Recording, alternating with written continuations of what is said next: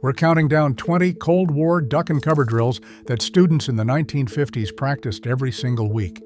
Routines so strange, so chilling, that today they would empty a school of every counselor in the building. From hiding under wooden desks against an atomic blast to wearing metal dog tags so their bodies could be identified, each drill tells the story of a generation of children raised in the shadow of the bomb. Expect cheerful cartoon turtles, blinding flashes, and the quiet terror hidden behind a teacher's calm voice. These were ordinary mornings for millions of American kids. Which drill was the most disturbing of all? Let's begin the countdown with number 20. Number 20. Moving away from the windows was the first lesson every school child in the 1950s learned long before they understood why. At the sound of the alarm, teachers ordered students to abandon the desks nearest the glass and crowd toward the inner walls, because a single atomic flash could turn an ordinary classroom window into a wall of flying daggers. Civil defense pamphlets distributed across American schools in 1952 warned that broken glass would be one of the deadliest hazards of a nuclear strike, even miles from the blast. Children learned to gauge which seats were dangerous, eyeing the windows each morning the way another generation might check the weather. Oral histories recall the strange quiet of a room full of kids pressed against a cinderblock wall, the sun still streaming through the very glass they had been taught to fear. For most, it was simply part of the school day, a routine as ordinary as the Pledge of Allegiance. Number 19. The midday siren turned an entire town into a classroom of fear. Across America in the early 1950s, cities mounted enormous rotating sirens on rooftops and telephone poles, testing them on a fixed schedule so citizens would recognize the sound of doom. For school children, the rising and falling wail meant instant action. Drop what you were doing and take cover. By 1953, thousands of these sirens had been installed nationwide, their warning blast capable of being heard for miles. Teachers drilled students to tell the steady tone that meant all clear from the undulating howl that meant attack. Diaries from the era recall children flinching at every test, never quite sure if this time it was real. The sound burrowed so deep that adults who grew up in those years still describe a jolt of dread whenever a siren rises today. It was the soundtrack of a childhood spent waiting for a war that never came. Number 18. Watching Bert the turtle duck and cover was a rite of passage for millions of American children. Released in 1952 by the Federal Civil Defense Administration, the short cartoon starred a cheerful turtle who pulled into his shell whenever danger appeared, set to a bouncy jingle that children sang for decades afterward. Teachers wheeled film projectors into darkened classrooms, and the flicker of Bert dodging an exploding firecracker became as familiar as story time. The film's genius and its horror were the same thing. It wrapped the unthinkable in a tune so catchy that kids absorbed the lesson without ever feeling its weight. Oral histories recall entire classrooms singing along, blissfully unaware they were rehearsing for nuclear annihilation. The message was simple: when you see the flash, duck and cover, just like Bert.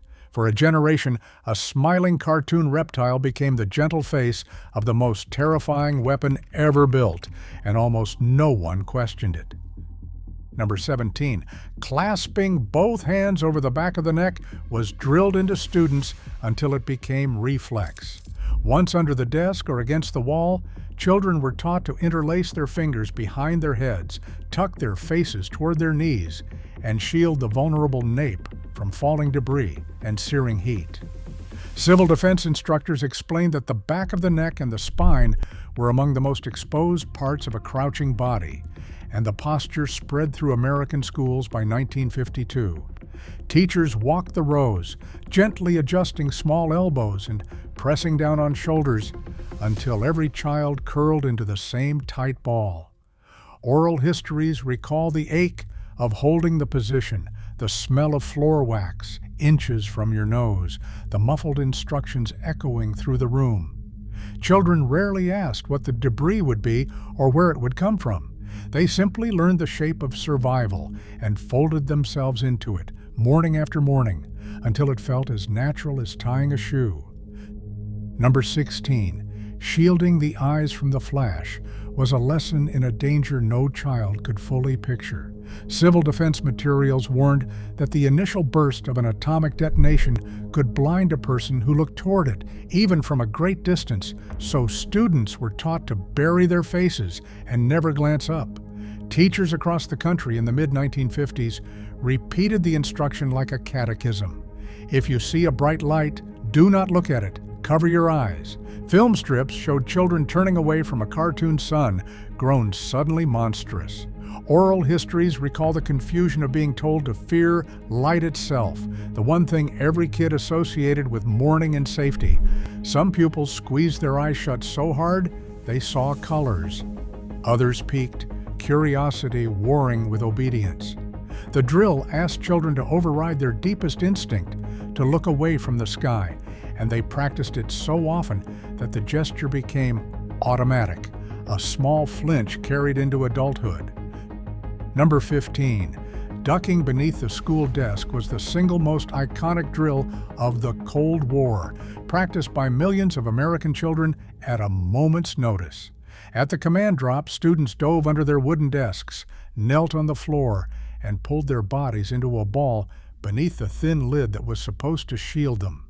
By 1952, the routine had spread to nearly every public school in the country, repeated so often that children could be under their desks in seconds. Teachers timed them, praised the quickest, and sent them back to their seats as if nothing had happened. Oral histories recall the forest of small legs, the scuffed undersides of desks carved with initials, the held breath while waiting for the all clear. Few stopped to consider that a sheet of plywood offered no real protection from an atomic blast. But the desk gave children something to do with their fear, and in the strange logic of the era, that was enough to make it a ritual. Number 14. Kneeling in the hallway with your face to the wall was the drill for classrooms without enough cover. When a room had too few desks or too many windows, teachers marched students into interior corridors, lined them along the walls, and ordered them to kneel facing the cold tile, hands laced behind their heads. The logic was grim arithmetic. Thick inner walls and the absence of glass made hallways the safest pockets in the building. By the mid-1950s, the corridor crouch was a standard feature of school civil defense plans across America. Oral histories recall the long rows of children pressed nose to the wall, the squeak of shoes on waxed floors, the eerie hush broken only by a teacher's footsteps. Pupils stared at the baseboards and counted the seconds. Some whispered, some prayed. The position stripped away every distraction until there was nothing left but the cold wall and the waiting. For many, that silent corridor became the most vivid memory of their entire schooling. Number 13, the surprise drill arrived without warning, and that was the entire point. Most cover drills followed a schedule, but civil defense planners insisted that children also practice for an attack that gave no notice at all. A teacher might suddenly shout, "Drop mid-lesson," or a principal might trip the alarm during recess, and pupils were expected to take cover instantly, wherever they were. The unpredictability was designed to harden the reflex until it overrode panic. By the mid-1950s, unannounced drills had become common in schools from coast to coast. Oral histories recall the jolt of a sudden command, the clatter of dropped pencils, the scramble beneath desks before the mind could even register fear. Some children froze, others wept. Teachers noted who hesitated and drilled them again. The lesson was that the bomb would not knock, so neither would the practice. For a generation, the ordinary calm of a school morning carried a constant undercurrent, the knowledge that at any second, the floor might become the only safe place left. Number 12, practicing in total silence taught children that survival meant stillness. Once students had taken cover, many teachers enforced absolute quiet, no whispering, no shuffling, no coughing, until the all clear sounded. The reasoning blended discipline with dread. A calm, silent class was an orderly class, and order, instructors believed, would save lives in a real emergency. By the 1950s, the silent crouch had become a hallmark of school drills nationwide. Oral histories recall the strange pressure of that imposed hush, dozens of children holding their breath beneath their desks, listening to the ticking clock and the distant hum of the building. The silence amplified everything: a creaking pipe, a teacher's shoe, the pounding of a small heart. Some pupils found it calming, others found it unbearable, the quiet leaving too much room for imagination. When the all clear finally came, the rush of released breath swept through the room like wind. For many, that practiced silence was the closest they ever came to feeling what the grown-ups were so afraid of. Number 11. Learning the magic numbers on the radio dial was a drill that followed children home. Under a system called CONORAD, established in 1951, American radio stations would shut down in an attack and broadcast emergency instructions on just two frequencies, 640 and 1240, on the AM dial. Small civil defense triangles were printed directly onto radio dials so families could find them in a panic. Teachers drilled students to memorize the numbers, quizzing them until every child could recite 640 and 1240 by heart. Oral histories recall the odd comfort of those two figures, a lifeline reduced to 4 digits. Children practiced imagining the moment they would huddle by the radio, waiting for a voice to tell them what to do. The system stayed in place until 1963, its little triangles haunting radio dials for more than a decade.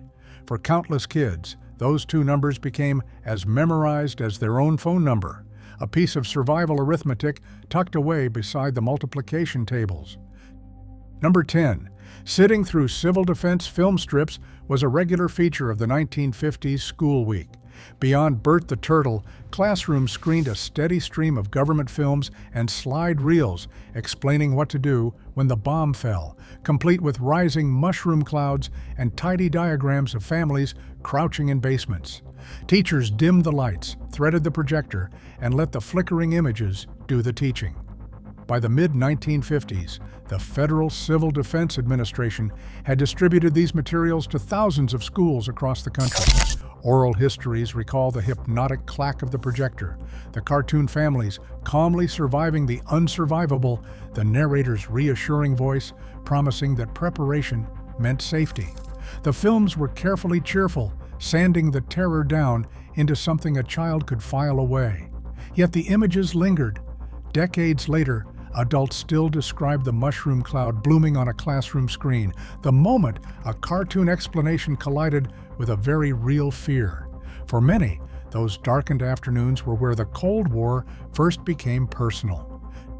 Number 9. Memorizing the color-coded alert signals turned children into junior students of disaster. Civil defense systems used a ladder of warnings, often a yellow alert meaning an attack was probable, a red alert meaning it was imminent, and an all clear, each tied to a specific siren pattern. Teachers in the 1950s drilled students to match each color and each tone to the correct action, quizzing them until the responses came without thought. Oral histories recall the flashcards, the wall charts, the quiet pride of a child who could name every signal correctly. The system asked young pupils to hold a frightening hierarchy in their heads, to know the difference between probable and imminent annihilation. Most simply learned it the way they learned spelling words, as one more list to recite.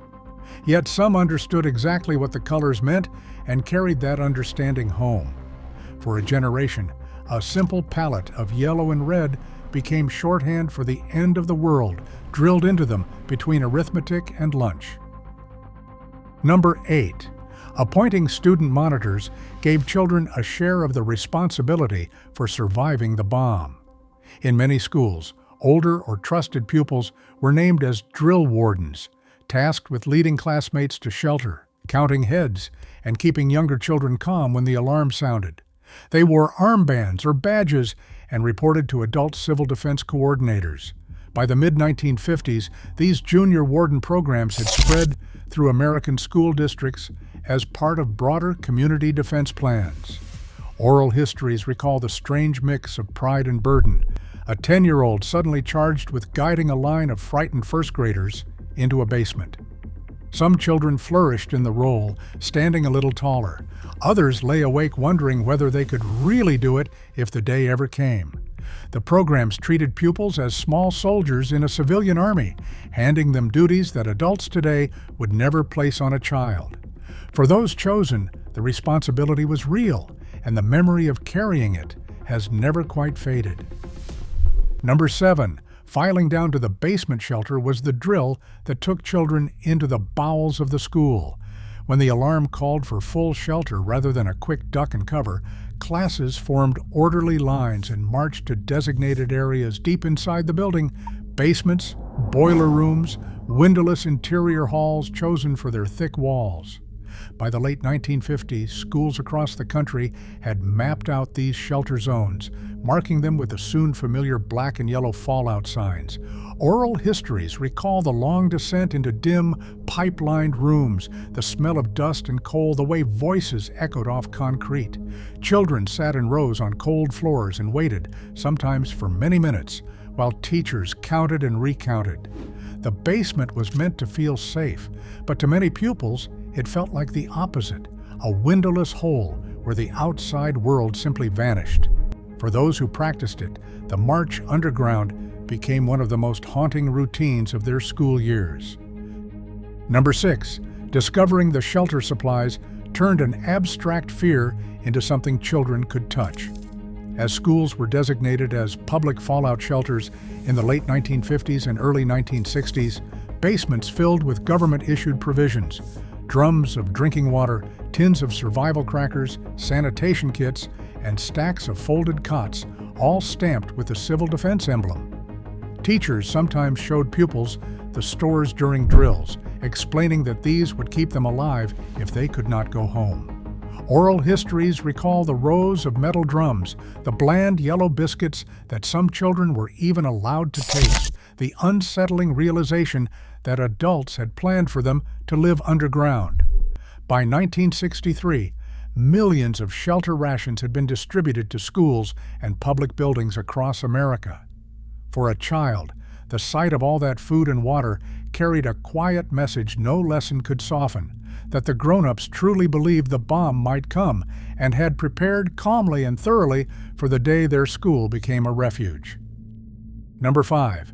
Taking part in Operation Alert made schoolchildren players in a nationwide rehearsal for Doomsday. Beginning in 1954, the federal government staged massive annual civil defense exercises in which entire cities pretended a nuclear attack was underway. Sirens wailed, officials evacuated to secret bunkers, and schools across the country ran their drills in unison, all on the same day. For pupils, it meant the familiar duck and cover suddenly felt official, part of something vast and coordinated stretching from coast to coast. Oral histories recall the heightened seriousness of those days, the sense that the whole nation was holding its breath at once. Newspapers reported the imagined casualties afterward, millions of pretend dead, as if tallying a war that had not happened. The exercises ran nearly every year until 1961, when public protest finally helped end them. For the children inside the schools, Operation Alert was the moment their small classroom ritual revealed its true scale, a single drill performed by an entire frightened country. Number 4. The walk-home drill sent children rehearsing the journey they might one day make under a falling sky. In some districts, civil defense plans called for students to be released and sent home in an emergency, on the theory that families should face an attack together. So schools practiced it, dismissing children to walk their routes home in daylight, sometimes timed to prove they could reach their front doors quickly. Parents were enlisted to wait and confirm arrivals. By the mid-1950s, these evacuation rehearsals appeared in school plans across the country, especially in smaller towns.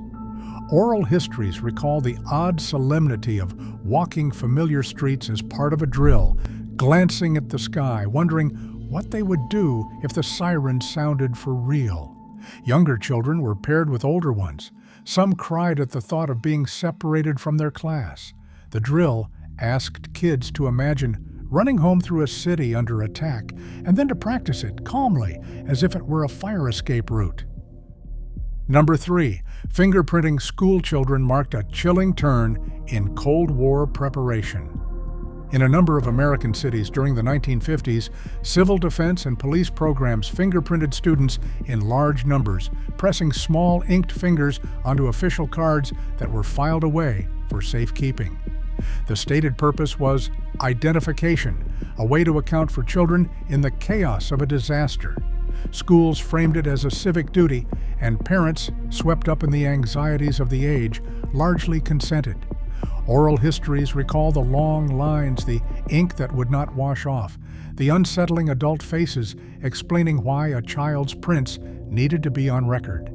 Few pupils were told plainly what those cards were truly for. The programs treated a generation of children as records to be cataloged before catastrophe struck. To modernize, the sight of an entire elementary school being fingerprinted is deeply unsettling, yet at the time it was presented as simple prudence, one more careful preparation for a future no one wanted to name. Number 2, sewing identification into children's clothing was a quiet, heartbreaking ritual of the atomic age. In many homes and schools, parents stitched name tapes into coats, slipped metal or plastic identification bracelets onto small wrists, and pinned identification cards inside pockets, all so a child could be named if the worst happened.